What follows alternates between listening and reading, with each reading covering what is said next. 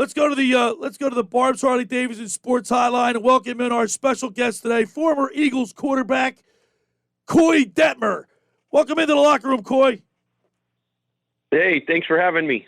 Koy, what's going on, man? I know you're head coaching down there at Somerset, Texas, walking in your dad's footsteps. You like being coach, and want to know if maybe if the NFL is in your future. Well, I'm having a good time down here coaching the high school ball and everything, and we're having a good year. Kids are working hard, but I enjoy working with these guys at high school level.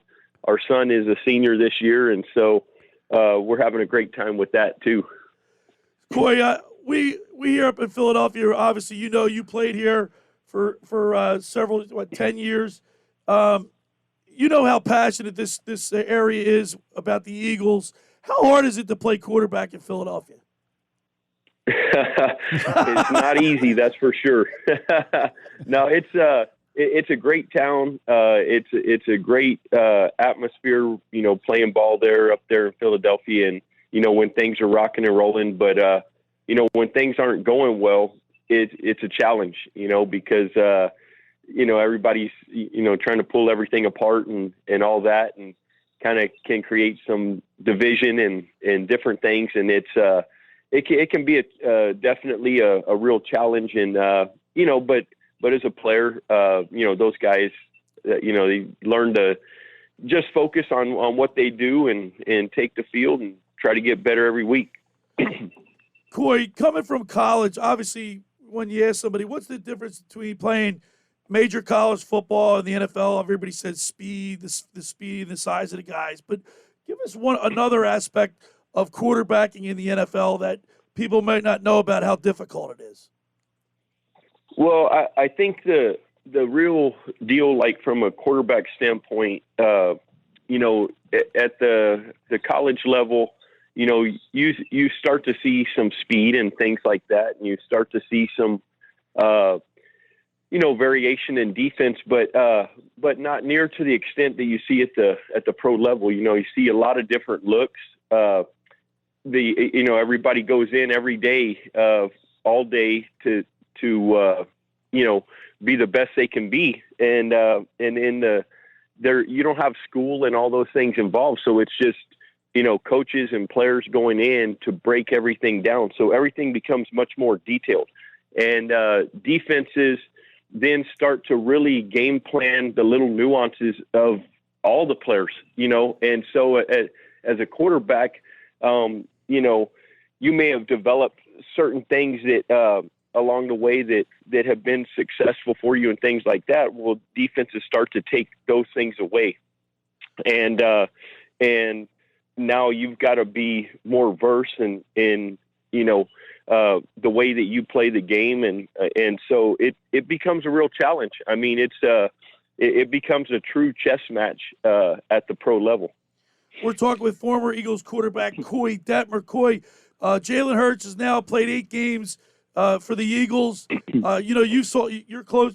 He played at Oklahoma. Of course, there's a big game down there today, Texas and Oklahoma. So you got to see him play a little bit. Coming into this season, I guess people question his arm strength.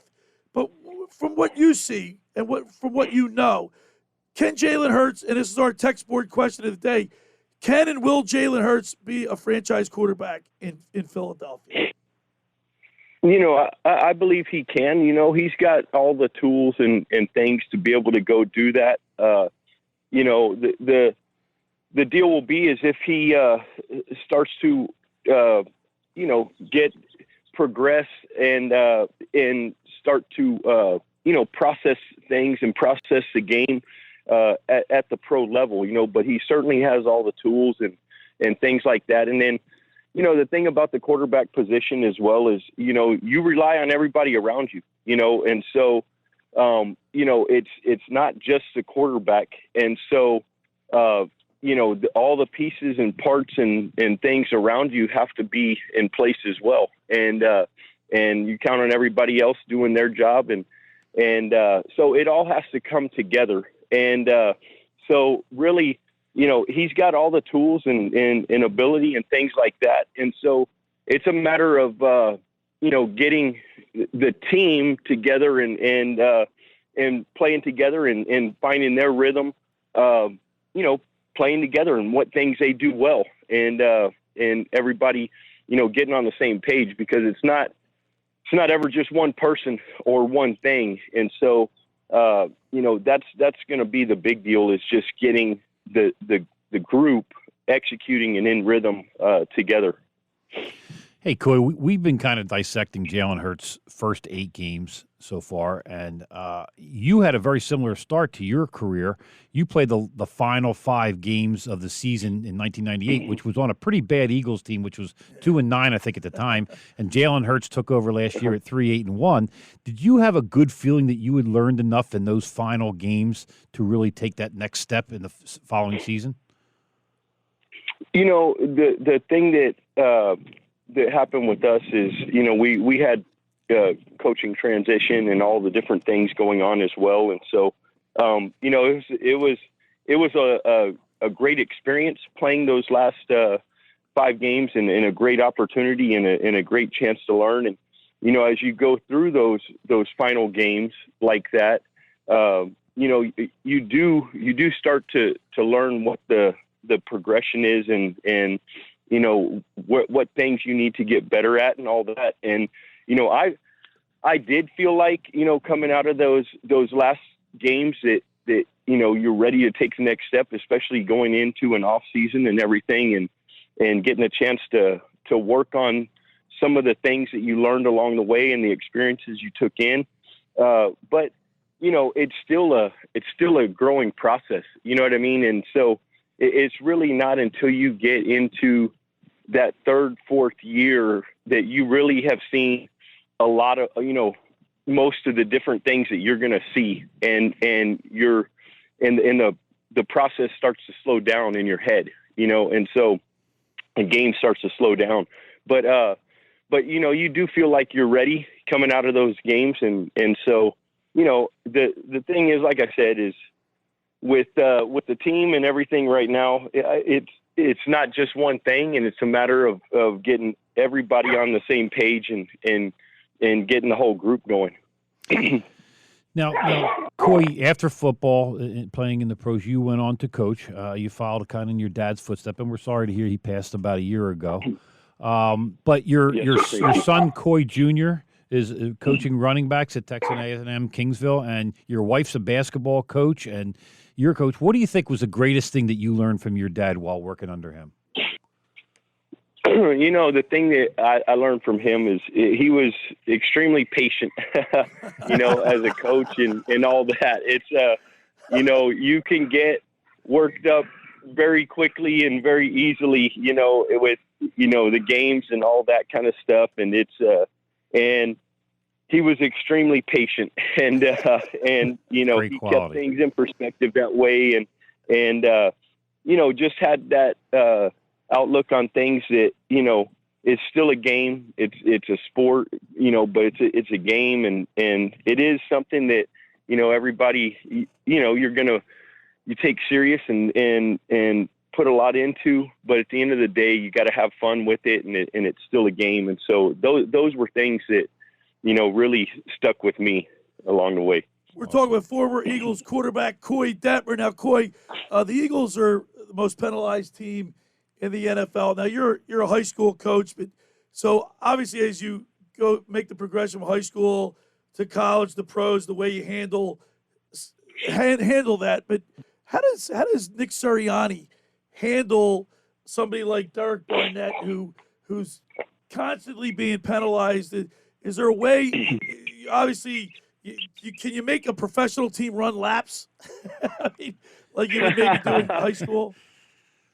Well, the thing that we try to do and things is just we make a big point overall with the group, and you try to find ways in practice to make a point of emphasis on certain penalties, certain kinds of penalties, and things like that. And you just try to make a big point of emphasis on that. And because I've been a part of groups that it was tough, and you just were penalties, left and right. And, fortunately we were able to kind of get a handle on things for the most part with some of those groups. But it's a tough thing. It's a tough thing because once you get out there and you're on the field, some guys just continue to revert back to, what they've done. And so it's these little deal. penalties, Koy. You hate to say it, but sometimes you have to maybe pull somebody out of a game for a little bit. You know what I mean? And sometimes it takes that kind of a thing, and it's tough, but sometimes it takes doing that, or a rotation of guys, Well, and but Koy, it could also hurt. Like a first-year coach like Nick Ciriani, well, could he lose the team or the player? Like if he tries to, use that form of punishment, but try to get the player to snap out of his funk. It definitely there takes some psychology in it, that's for sure. And how you go about it and talking with different guys. Everybody's different, and everybody kind of has a different way of responding to different things. And so you definitely have to take those things into account and how you address guys and how you address, different situations. But, at the end of the day, everybody's got to, be realistic. And if somebody is hurting the team over and over, they have to be able to realize like something needs to be fixed, at the same time. And so, that's the deal, at the end of the day. All right, Koy, you played from 1997 to 2006 for our beloved Eagles. What's your favorite memory of playing in Philadelphia? I have a few of them. It's not just one. It was a great experience, and I love my time there in Philadelphia and playing ball. And, one, obviously getting the opportunity to go to the Super Bowl in that 2004 season was a great season.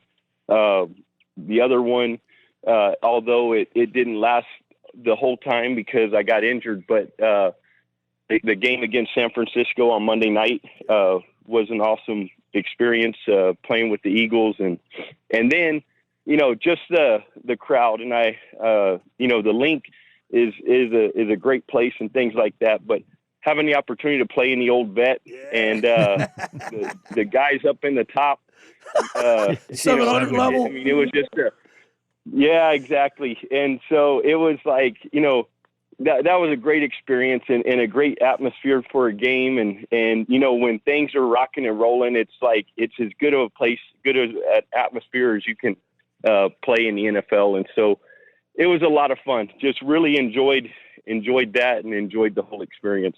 Well, Koy, we enjoyed having you on the show, man. We really appreciate you taking time to spend a little time with us here in the locker room up here in South Jersey. Thank you so much, and we'll do it again. Yes, sir. Thank you for having me. There he is, Koy Detmer on the Barb's Harley-Davidson Sports Hotline.